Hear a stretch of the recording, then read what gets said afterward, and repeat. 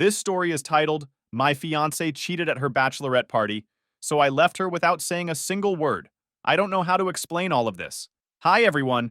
Before we dive in, a quick favor. If you enjoy content like this, please hit the subscribe button. It's free, supports the channel, and makes sure you never miss out on amazing videos. Alright, let's get started.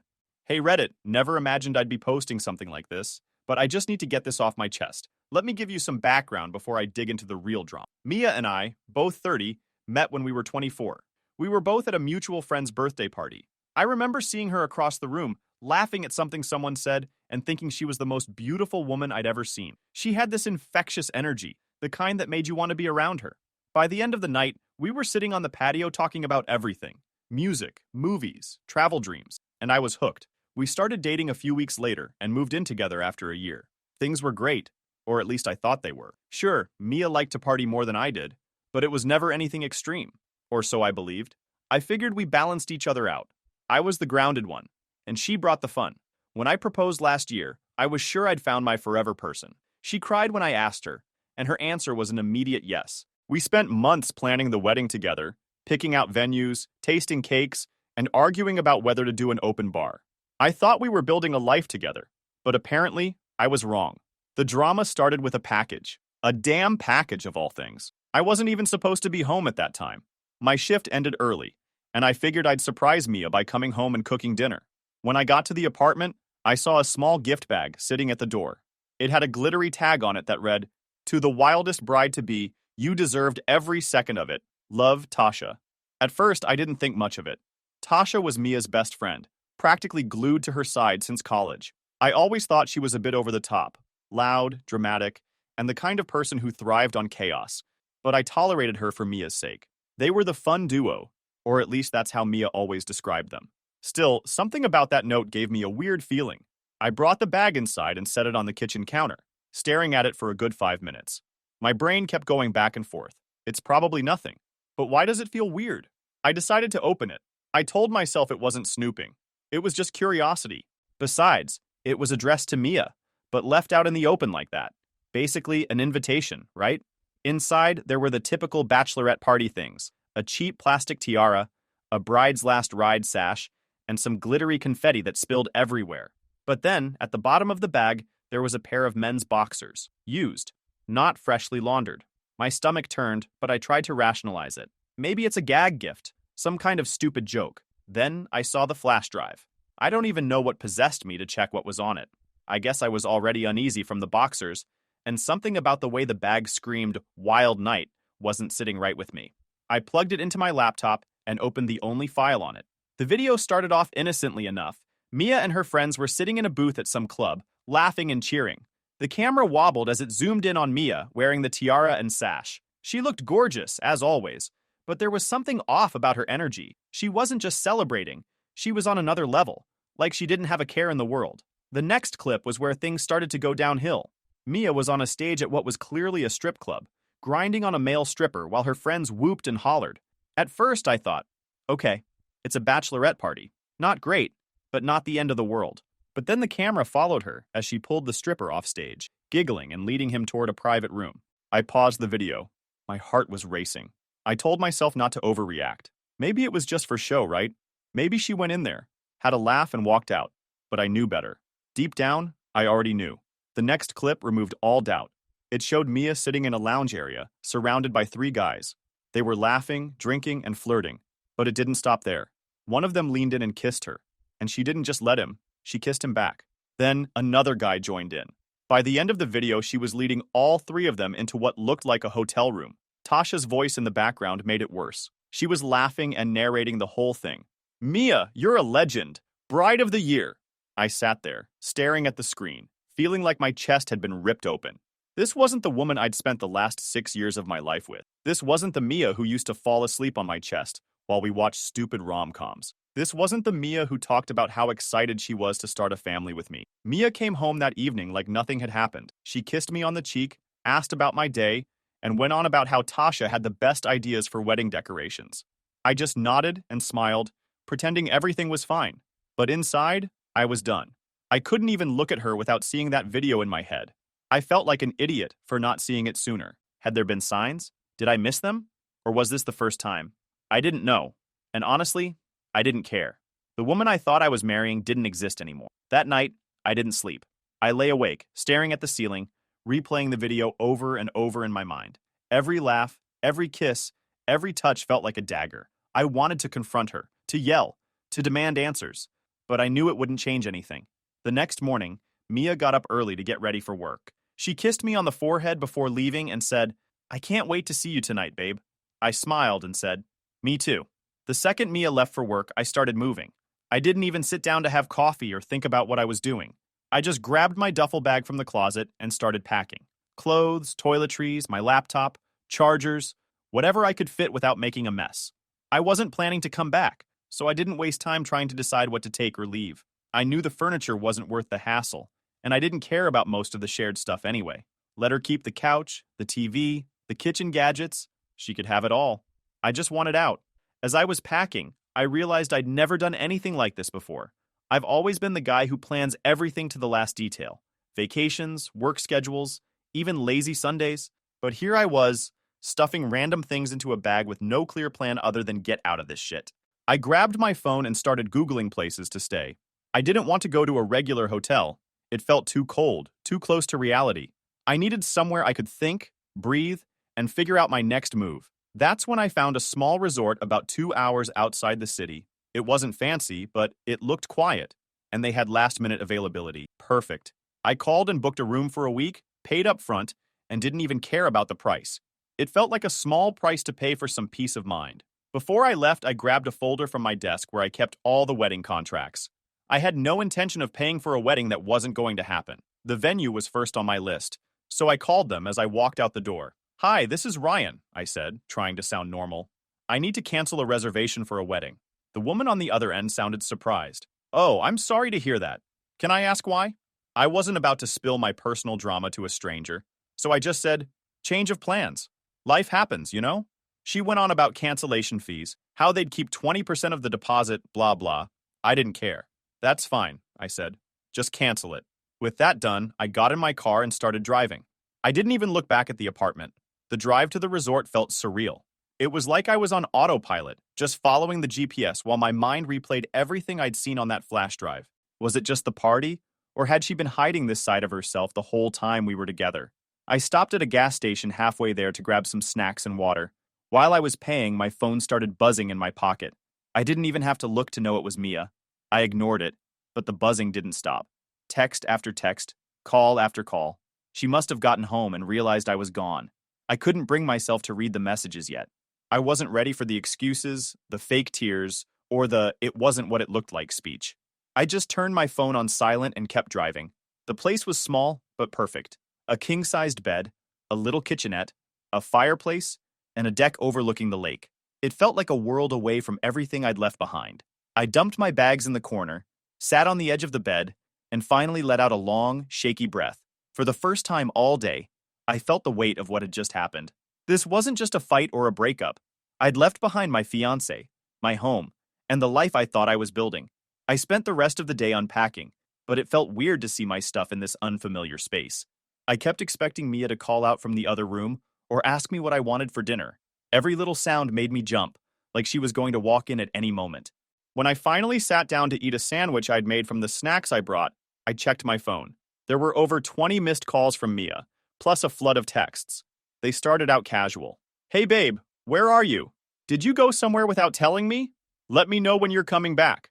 Then they got panicked. "Ryan, this isn't funny. Where are you? Are you okay? Why is your stuff gone? What's going on?" And finally, desperate, "Please call me. I don't understand what's happening. Please." I didn't respond. Instead, I called my parents. My parents are the kind of people who don't pry unless they absolutely have to. When I told them I'd left Mia and the wedding was off, my mom just said, "Okay, sweetie, do you want to tell us what happened?" I kept it vague. "She wasn't who I thought she was," I said. My dad chimed in, "Good for you, son. Better to find out now than later." They didn't press me for details, which I appreciated. I told them I was staying at a resort for a bit to clear my head, and they said they'd support me no matter what. That first night at the cabin was strange. I kept expecting Mia to barge in, demand answers, or somehow convince me to come back. I thought about how much time and effort I'd put into our relationship, planning dates, saving for the wedding, compromising on things like her obsession with Tasha. And for what? For her to throw it all away in one night of partying? By the time I went to bed, I'd made up my mind. I wasn't going back. Not for her tears, her apologies, or her promises. This was the end, and I was okay with that. One thing kept bothering me: Tasha. She wasn't just some innocent bystander in all this. If anything, she was the ringleader. That video wasn't just a candid recording of the night. It felt like a trophy, something she was proud to show off. And that damn note on the package? You deserved every second of it. It was practically a confession. Tasha always rubbed me the wrong way. When Mia and I started dating, Tasha was one of the first people I met in her circle. She was loud, constantly making sarcastic jokes, and always had to be the center of attention. Mia thought she was hilarious and fun, but I thought she was obnoxious. Over the years, I learned to tolerate her because she and Mia were so close, but I never trusted her. Looking back, there were red flags. Tasha would constantly push Mia to go out even when we had plans. There were times when Mia came home drunk at 2 a.m., with Tasha giggling in the background, shouting, "Sorry for stealing your girl, Ryan." I used to laugh it off, but now it didn't feel so funny. At the resort, I decided to confront her. Not Mia. Not yet. I wanted answers from the person who encouraged this whole mess. I didn't want to call Tasha directly, so I used a burner number app to text her. Something vague but baiting. "Hey, it's Ryan. We need to talk about Mia. Meet me at the coffee shop on 7th tomorrow at noon." She responded within 5 minutes. "WTF? Are you okay? Is Mia okay? What's this about?" I didn't reply. The next day, I drove back to the city, parked a few blocks from the coffee shop, and waited. Sure enough, Tasha walked in right on time, looking as smug as ever. She was wearing her usual over-the-top outfit, a bright pink blazer, heels that looked impossible to walk in, and sunglasses indoors. Classic Tasha. I walked in a few minutes later and sat down across from her.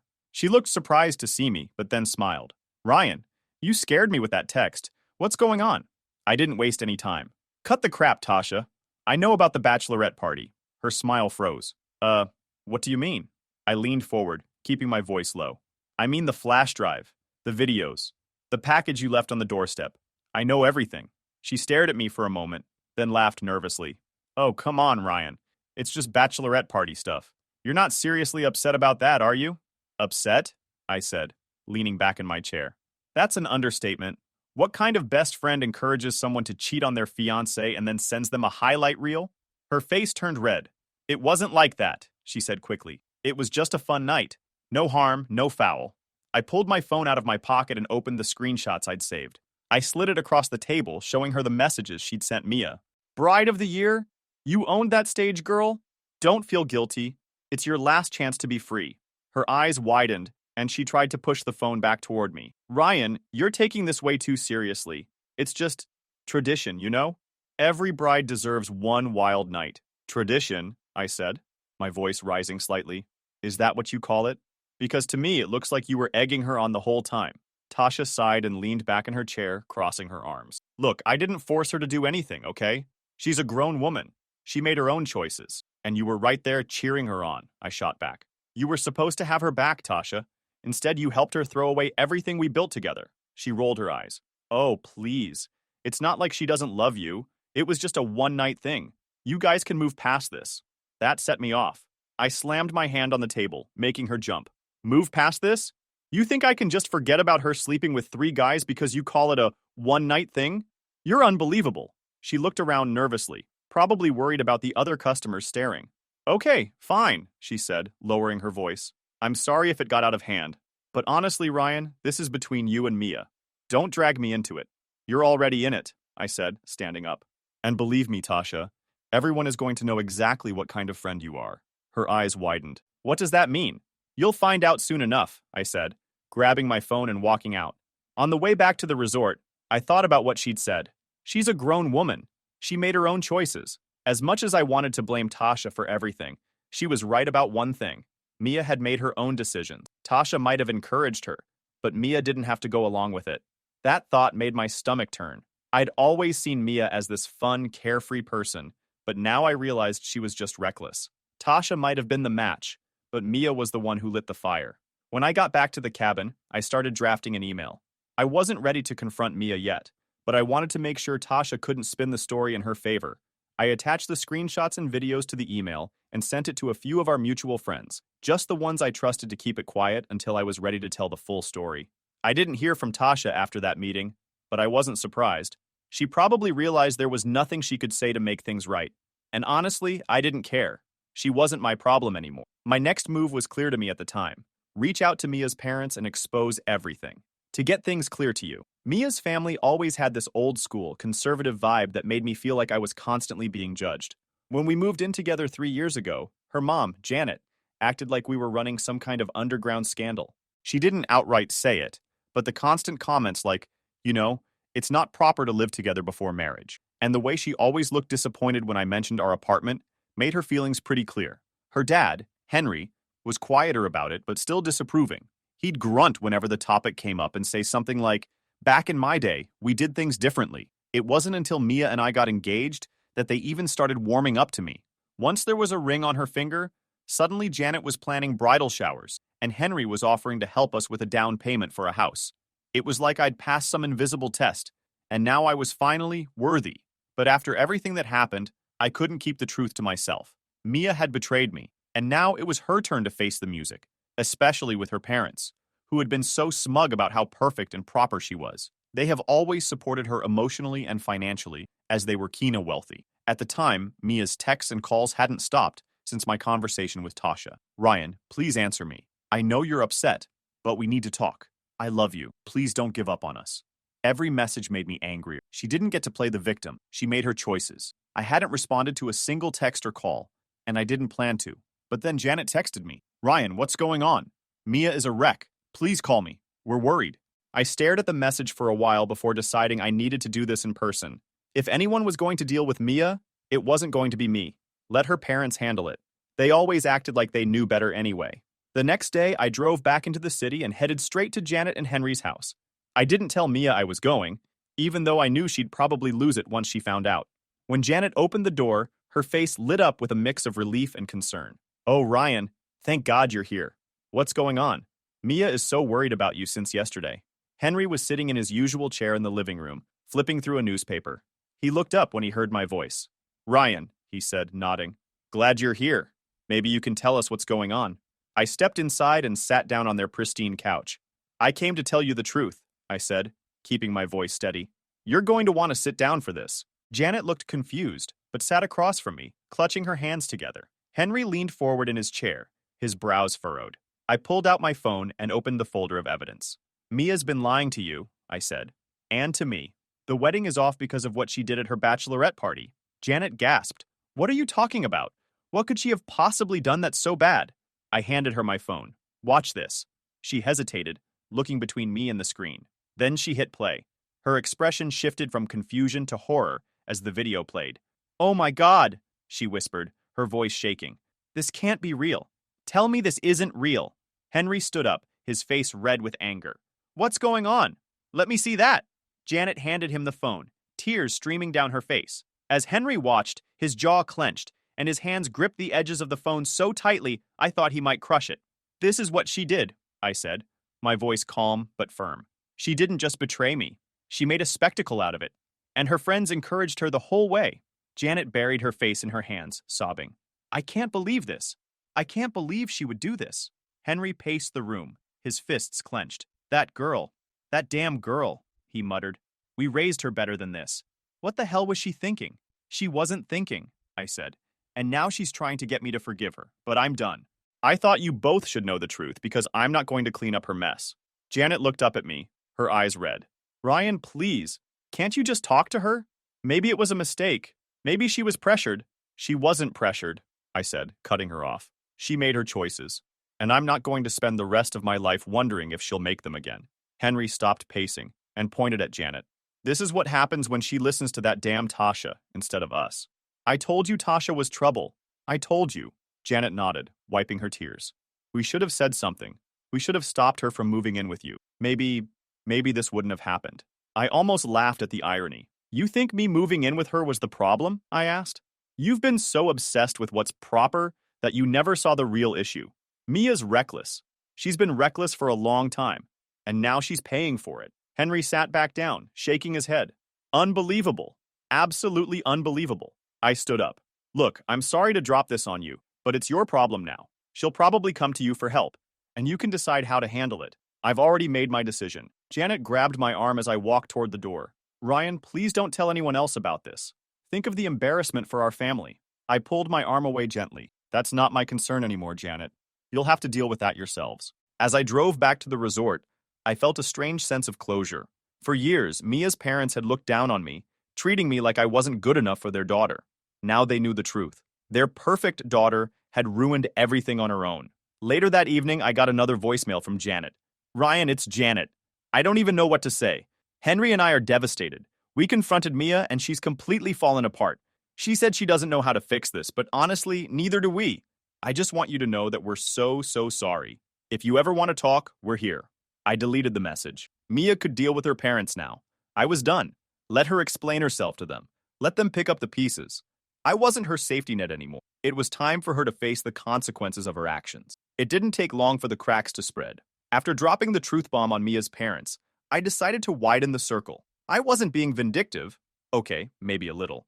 But people needed to know what Mia and her crew were really about. If I didn't say anything, they'd sweep it under the rug like it never happened. That wasn't going to fly. The first person I reached out to was Rachel, one of Mia's closest friends. She wasn't at the same level of chaos as Tasha, but she was there that night. She played along, cheered Mia on, and probably thought it was all harmless fun. I wasn't giving her a free pass. I sent her a short text. Rachel, I know what happened at the Bachelorette party. I've got the videos and messages to prove it. Don't play dumb. We need to talk. Rachel called me within minutes. Her voice was shaky, like she was caught off guard. Ryan, what the hell is this? Where did you get this? Does it matter where I got it? I said, keeping my tone calm. You were there. You saw everything. She stammered for a bit before blurting out, I didn't know it was that bad, okay? I thought it was just some dancing and flirting. I didn't know. You didn't know she disappeared with 3 guys? I cut in. You didn't know she cheated on me in front of all of you? Rachel went quiet. For a moment, I thought she'd hung up, but then she sighed. Look, Ryan, I'm sorry. I should have said something, but it's not like I could stop her. Mia talked about how boring marrying you will be, and she wanted one last fun night.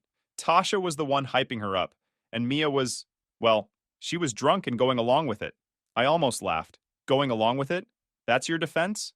She wasn't just going along with it, Rachel. She made those choices, sober or not, and you stood there and let her. Rachel tried to backtrack. I didn't think it was my place. It was your place, I snapped. You're her friend. A real friend would have stopped her. She didn't have much to say after that. By the end of the call, she apologized again and swore she'd talk to Mia. I wasn't holding my breath. The next domino to fall was Tasha. I didn't have to do much there because, by now, Mia's parents were in full damage control mode. Janet and Henry must have laid into Mia after I left their house because the next day, Mia called me over 20 times. I didn't answer a single one. Then Tasha texted me, and her tone was anything but friendly. Ryan, what the hell are you telling people? Mia's a mess, and now everyone's acting weird with me. You need to stop this. I couldn't help but smirk when I read that. Tasha was finally feeling the heat. I didn't even bother responding. Let her squirm. But the best part came when Rachel spilled the beans to the rest of their friend group. Rachel might have been complicit in Mia's behavior, but she wasn't about to go down with the ship.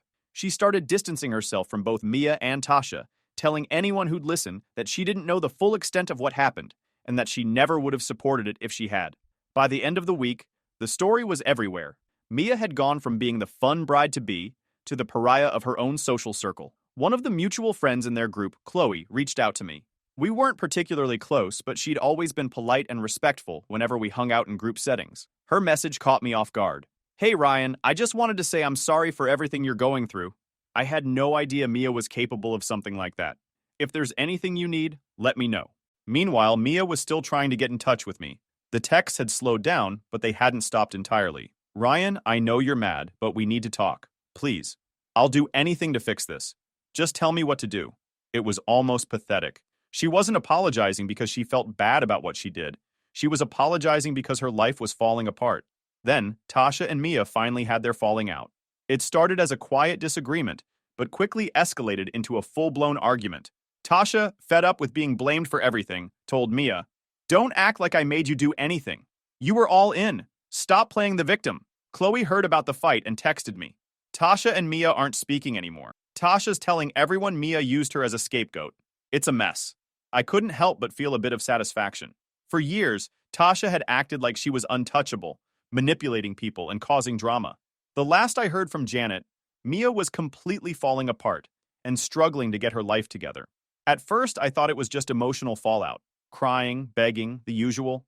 But as the days passed, I started hearing bits and pieces from mutual acquaintances about how bad things had really gotten for her. Apparently, Mia's parents, Janet and Henry, had reached their breaking point. After our conversation, I knew they were angry, but I didn't expect them to go as far as they did. From what I heard, Janet tried to talk some sense into Mia after I exposed everything. Mia's response? She blamed me. She said I overreacted, that I should have been more understanding, and that it wasn't fair for me to ruin her life over one mistake. That didn't sit well with Janet and Henry. They'd always been about appearances, and having their daughter's dirty laundry aired out to their friends and extended family was their worst nightmare. When they realized Mia wasn't taking responsibility for anything, they kicked her out of the house. It wasn't just a threat either. They packed up her stuff, left it on the porch, and told her not to come back until she figured out how to take accountability for her actions. Knowing Janet, she probably threw in something like, "You're an embarrassment to this family." Mia tried to stay with Tasha, but that didn't go well either.